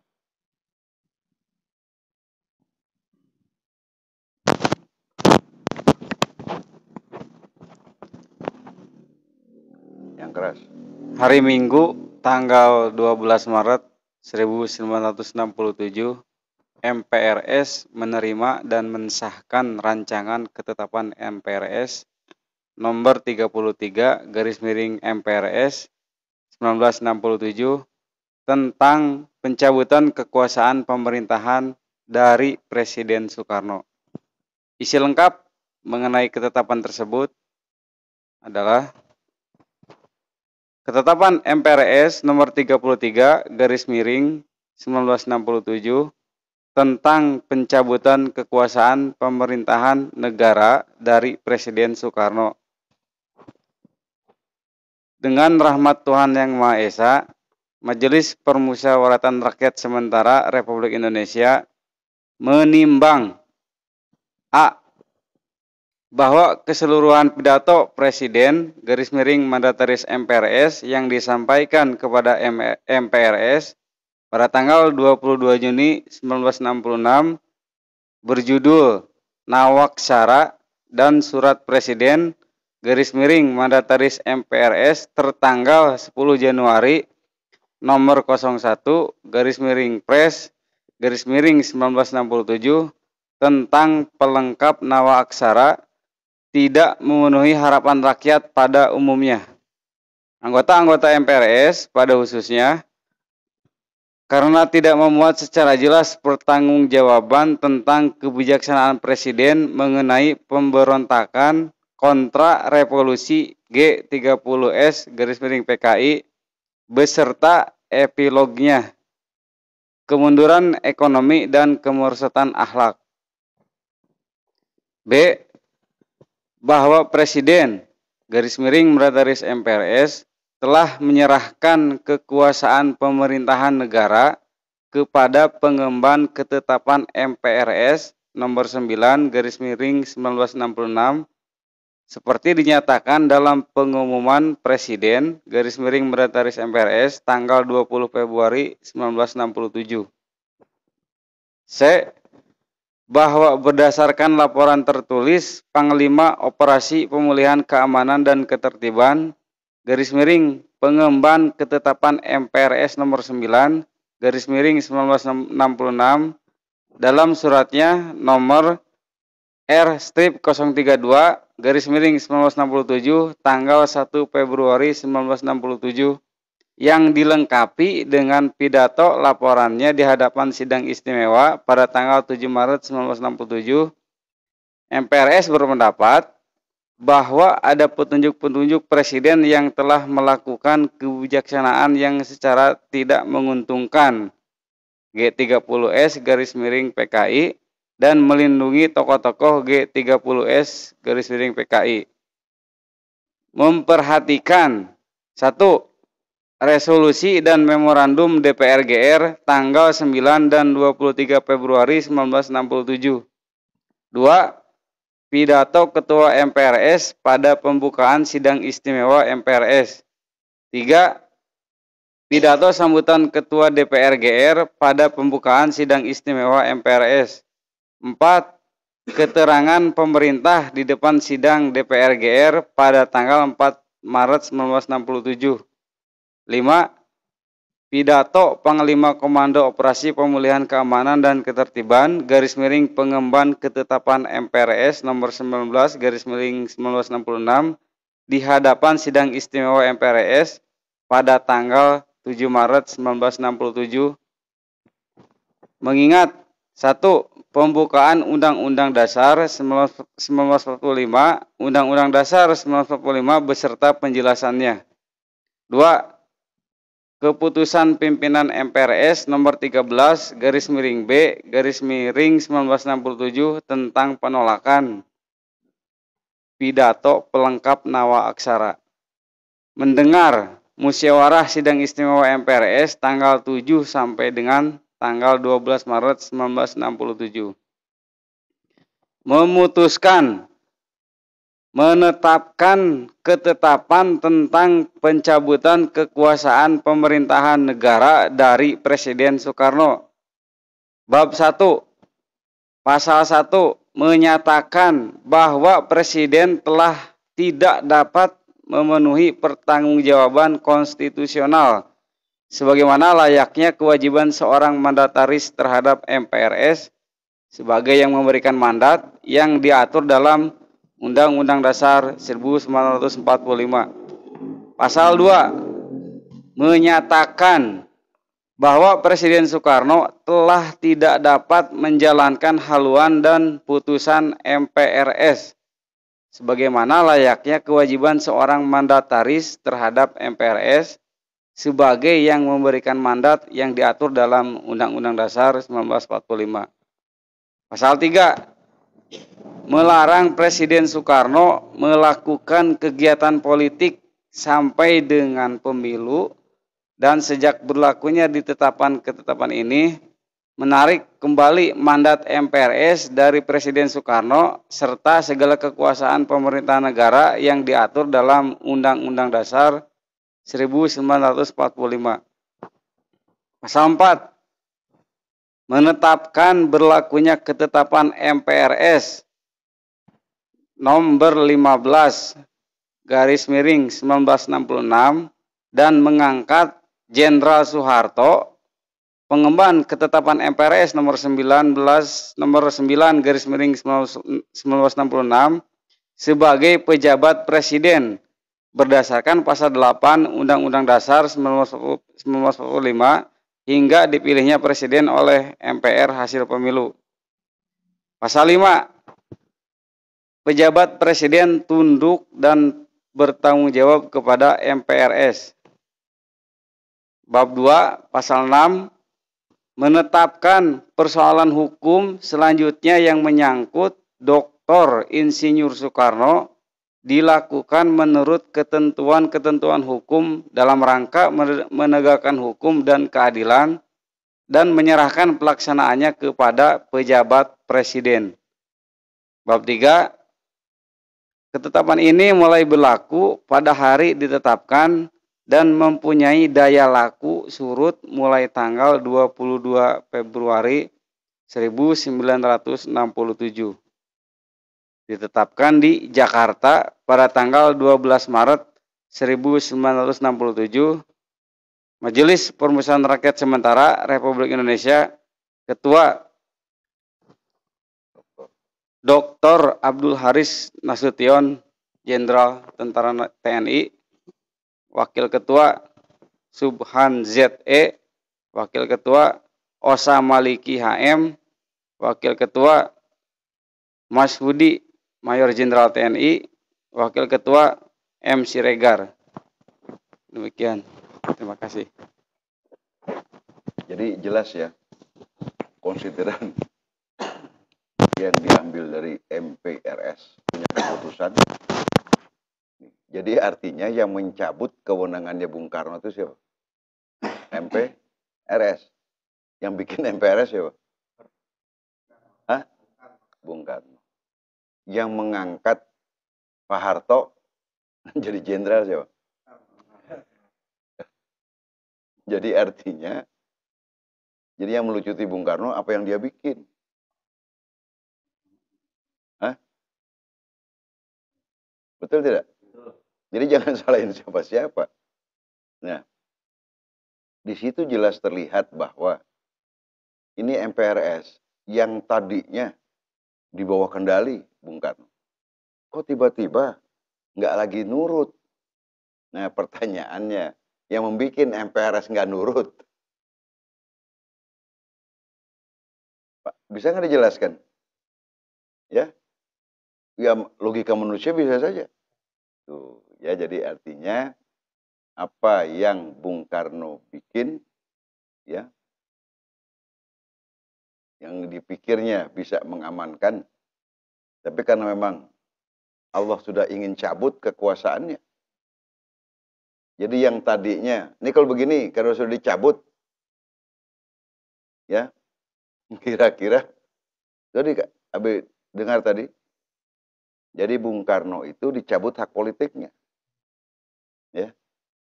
Jadi ketetapan MPR nomor 33 ini, di satu pihak dia mencabut kekuasaan Presiden Soekarno, di sisi lain memberikan kekuasaan itu kepada Jenderal Soeharto. Ini dari segi legalistiknya. Nah, ini bisa saja ditelusuri lebih jauh ketetapan MPRS ini. Tapi yang jelas kita melihat bahwa tadi ada konsideran yang mengatakan bahwa keadaan ekonomi rakyat dan akhlak, ya, kalau tidak salah ya, itu rusak. Artinya apa? Kalau sudah keadaan ekonomi rusak, berarti apa? Kesengsaraan merajalela tidak? Nah, kemudian dikatakan akhlak rusak, ya kerusakan akhlak itu kan ya, jadi dalam konsideran. Jadi dua hal ini, ya rusak tuh macam-macam maknanya. Akhlak udah nggak benar itu. Ini kata MPRS. Kemudian perekonomian. Jadi kesengsaraan rakyat ada di mana-mana. Jadi keputusan MPRS inilah yang sebenarnya, jadi ada tangan-tangan Tuhan, the invisible hand. Nah, itu bahasanya gitu. Jadi tangan-tangan Tuhan bisa saja prajurit langit turun, ya, mempengaruhi per semua anggota. Karena di situ ada yang disebut Osa Maliki tadi. Osa Maliki itu ketua PNI sebagai wakil ketua MPRS. Kan mestinya dia taat Bung Karno. Karena dulu dalam Orde Baru awal itu PNI terbelah dua. Satu disebut PNI ASU. Nih kalau bahasa Jawanya jelek tuh ASU. Ya. ASU singkatan dari Ali Sastro Amijoyo dengan Surahman. Sekjennya Surahman, ketua umumnya Ali Sastro. Ini ketua penyelenggara konferensi Asia Afrika. Nah, muncullah PNI baru, PNI yang dianggap pro Orde Baru. Yaitu Osa Maliki sama Usep Ranumiharja. Sekjennya Usep Ranumiharja, ketua umumnya jadi Osa Maliki. Pertanyaannya, PNI bikinan Bung Karno bukan? Nah, mesti taat Bung Karno. Nah, kenapa ujuk-ujuk di sini dia nggak belain? Tuh. Itu yang lebih maksudkan. Kalau sudah tangan-tangan Tuhan, Allah berperan, nah siapa yang mau? Nah, tadi kan, Allahumma malikal mulk, tu'til mulka man tasya. Terus, wa tanzi'ul mulka mimman tasya wa tu'izzu man tasya biadikal khair. Terus innaka ala kulli, terus apa? Tulijul laila. Nah, tuh. Allah mengatakan, jangankan orang, jangan kekuasaan lu, matahari aja gue yang ngatur, kata Allah. Maksudnya tuh, ya, siang gue jadiin malam, malam gue jadiin siang, nggak ada yang bisa mencegah gue. Apalagi nyebut kekuasaan kecil, kata Allah. Ini bahan pelajaran buat kita semua, terutama para politisi. Jadi kalau rakyat disengsarakan, barangkali ekstrim kalau mengatakan begitu. Jadi kalau kesengsaraan rakyat ini sudah merajalela, hati-hati buat penguasa. Nah, ya. Jadi kalau kemakmuran, ya rakyat sudah merasa sengsara. Kan kalau kita bilang disengsarakan, nggak mungkin pemerintah menyengsarakan rakyat. Tapi kadang-kadang kebijakan nggak terasa membuat rakyat sengsara. Ya, usaha tekengeng, ya, dagang tekengeng, orang mau beli kagak boleh. Hah? Ya orang mau belanja dagang bakso, makan bakso nggak boleh. Betul tidak? Nih, orang mau dagang dobrak abrik kompornya. Ya, kalau ini sudah terjadi, hati-hati. Bung Karno saja yang hebat jatuh. Apalagi yang bukan sekelas Bung Karno. Kecil. Betul tidak? Betul nggak, Bang? Kecil. Nah, harus ingat bahwa Allah punya prajurit di langit, punya prajurit di bumi. Kalau dia udah kerahkan prajurit, ya pemalai. Nih, pada waktu itu apa tentara nggak berpihak kepada Bung Karno? Cuma RPKAD aja enggak, sama Batalion 328. Selebihnya dari Bung Karno. Tapi kenapa pada diem? Nah, Allah suruh diem. Nah, ini pelajaran bagi kita semua. Kalau jadi lagi dikasih kesempatan jadi penguasa, ya, jangan sakiti hati rakyat, itu aja. Rakyat ada yang punya. Nah, kalau yang punyanya, tuh, kalau kan ada bilang, kalau orang nazlum, orang dizolimi, berdoa kepada Allah, terhalang nggak doanya? Turun itu. Nih, jadi sebagai orang Pancasilais, kita harus mengakui bahwa orang-orang yang dizolimi ini bisa ngadu sama pemiliknya. Emang negara ini Allah yang kasih? Ya kan? Sumber daya alam, hutan, laut. Kalau nggak Allah nggak kasih. Ini sebelum ditutup, ada yang mau komen nggak? Ya. Tapi cukup dimengerti nggak penjelasan Nabi maksudnya? Gimana, Bang?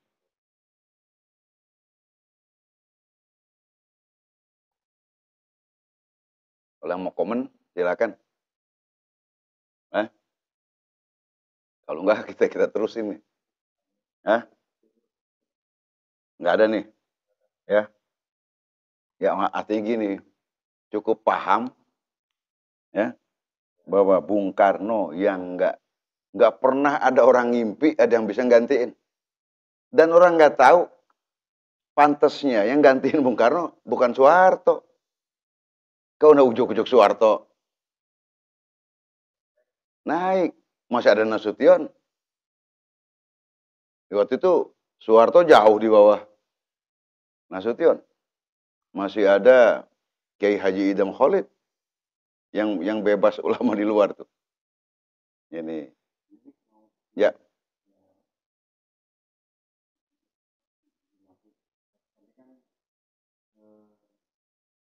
Yang ini yang keras. Jadi kan Bung Karno itu mengeluarkan surat perintah kepada Menpangan Pangkop Kamtib Jenderal Letjen TNI Soeharto, bukan surat pengalihan atau pemberian kekuasaan. Nah, pada saat itu apakah muncul semacam untuk itulah mengoreksi bahwa terdapat kekeliruan dari taruhlah dari Soekarnois apa dari pendukung-pendukung yang Pak Karno itu, Bi. Itu aja. Itu pada waktu, kalau tidak salah ya, awal Februari kalau salah, itu ada pidato Bung Karno. Makanya dalam Nawaksara dijelaskan ya bahwa persepsi berbeda tentang SP 11 Maret. Bung Karno mengatakan itu surat perintah dari pangti ke bawahan harus jalankan. Nah, di sini berkembangnya bukan surat perintah, tapi pelimpahan kekuasaan. Nah, mestinya kan di MPRS banyak tokoh-tokoh pendukung Bung Karno.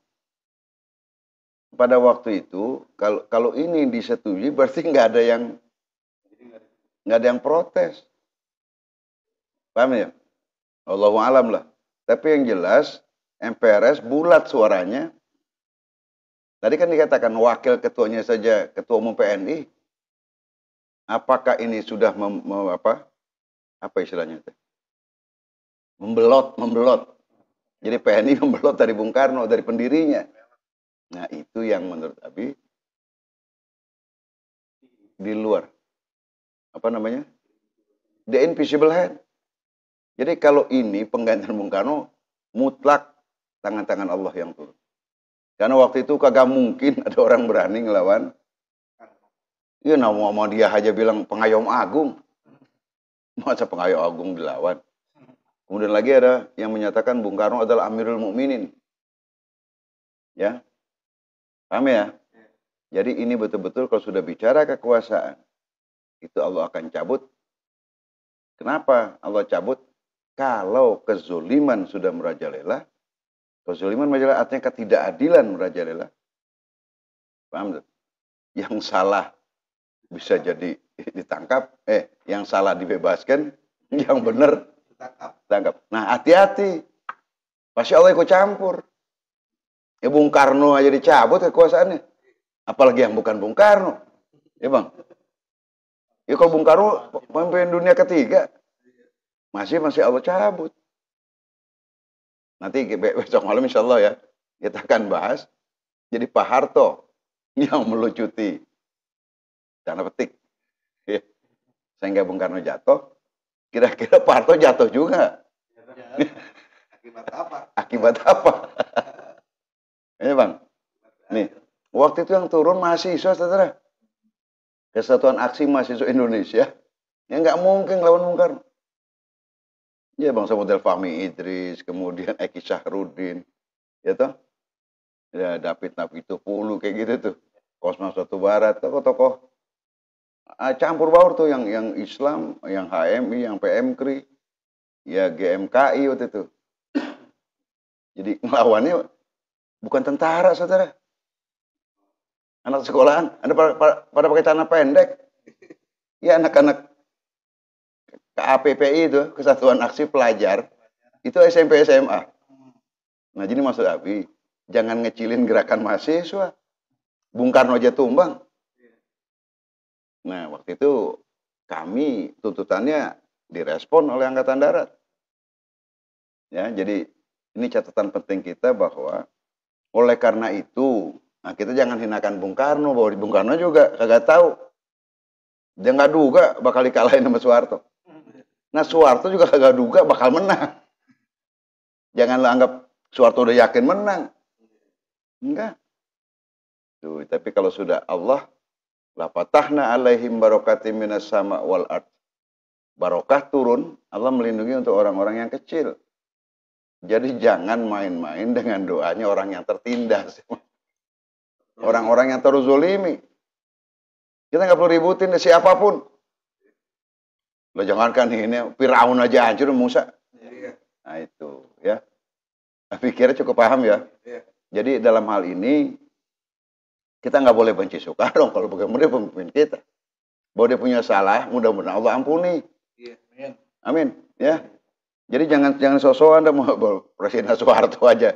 Soekarno jatuh, Soeharto jatuh. Apalagi yang bukan Soekarno, bukan Soeharto. Ya. Paham nih? Nah, dalam konteks ini maksud Abi, sebagai rakyat, sebagai umat Islam, kita kan punya nih kop kami. Nah, kop kami juga tugas emang lu pikir lu nggak punya tugas mikirin rakyat Indonesia? Masyarakat Kapita Investama.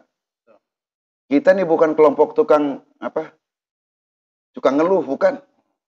Umat Islam, khususnya dalam kadar kaum masyarakat Islam, bukan tukang ngeluh, bukan tukang gunjing. Kita jangan ikut-ikutan yang begitu, yang kerjaannya apa tuh? Pengamat. Biarin lah, mau benar mau salah dia. Tapi kita pikirkan bahwa nasib NKRI ke depan adalah tanggung jawab kita. Mau si Cina dari mana nggak ada urusan. KSI nggak takut, sama Cina lo nggak takut. Nah,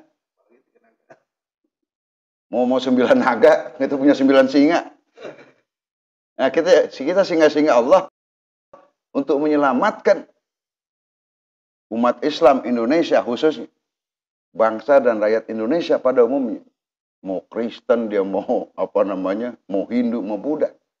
Dalam konteks NKRI, dia juga makhluk Allah. Nah, kita ini akan mengoyami semua. Apalagi kalau kop kami sama saya didukung sama semua rakyat Indonesia nih. Usaha kita maju. Duit dari mana bisa kita ambil bawa pulang ke Indonesia? Untuk kepentingan. Jadi kalau negara pusing, kita jangan nambahin pusing. Bahwa pengelolaan mau diganti, ada mekanismenya. Pemerintah mau diganti, silakan saja. Ada konstitusi. Yang nggak boleh kita rubah negaranya. Yang kita akan pertahankan. Perang kita lakukan. Negara. Kan negara ini adalah berkat rahmat Allah. Yang harus kita syukuri. Paham ini? Ini closing statement Abi. Nah, yang kedua, jangan berani-beranian zolim sama tidak adil kepada bangsa dan rakyat Indonesia. Pasti jatuh, pasti tumbang. Betul. Karena bangsa dan rakyat Indonesia pegang ketuhanan yang Maha Esa. Ada Tuhannya.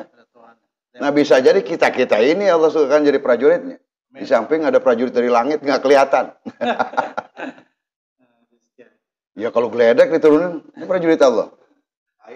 Air. Nah, ini. Jadi artinya kita perbaiki Indonesia ini dengan dasar-dasar Pancasila, bukan dengan dasar kebencian. Kita harus tegakkan hukum seadil-adilnya.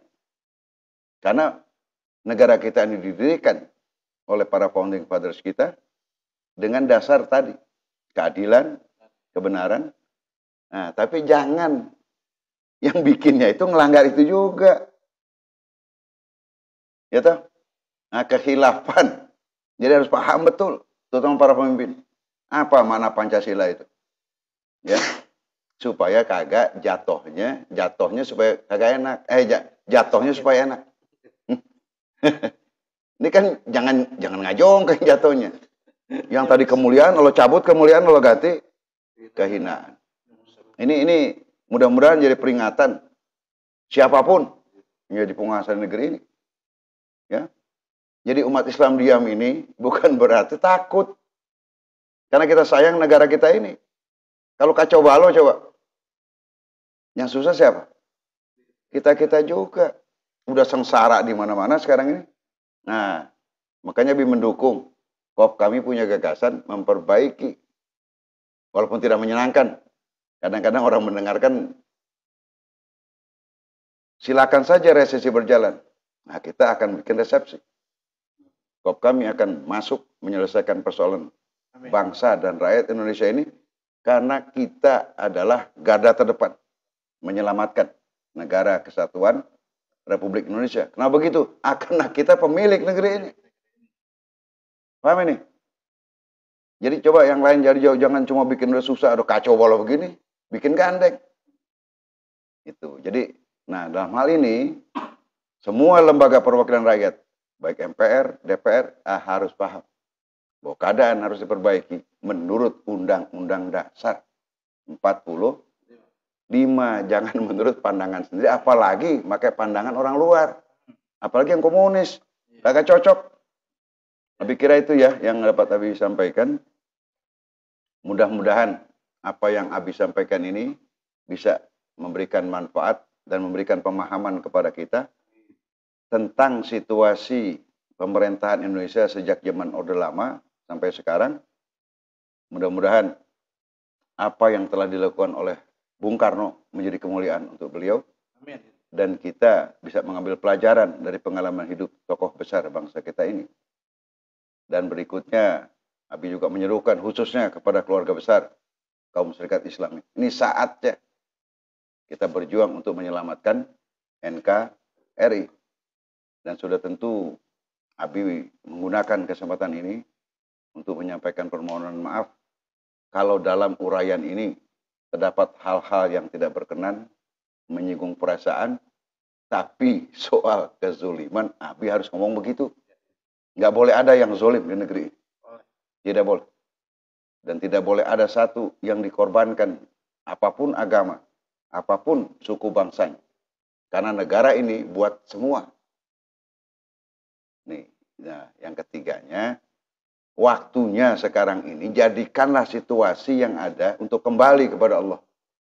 Kembali kepada Allah, tegakkan hukum Allah. Mudah-mudahan dengan cara seperti itu, cita-cita kemerdekaan akan tercapai. Amin. Abi kira itu yang dapat Abi sampaikan. Mohon maaf atas segala kekurangan yang ada. Nasrul minallah wa fathun qarib. Billahi fi sabilil haq. Assalamualaikum warahmatullahi wabarakatuh. Waalaikumsalam warahmatullahi wabarakatuh. Alhamdulillah, terima kasih kepada Abi yang telah memberikan penjelasan kepada kita semua. Cukup untuk kita pahami bersama. Oleh karena itu, mari sama-sama kita tutup pertemuan malam hari ini dengan pembacaan wal asri dan kifaratul majlis. Bismillahirrahmanirrahim.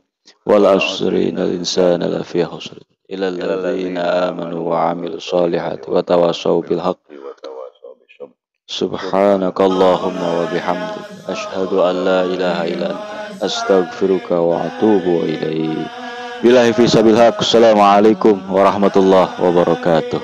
Waalaikumsalam.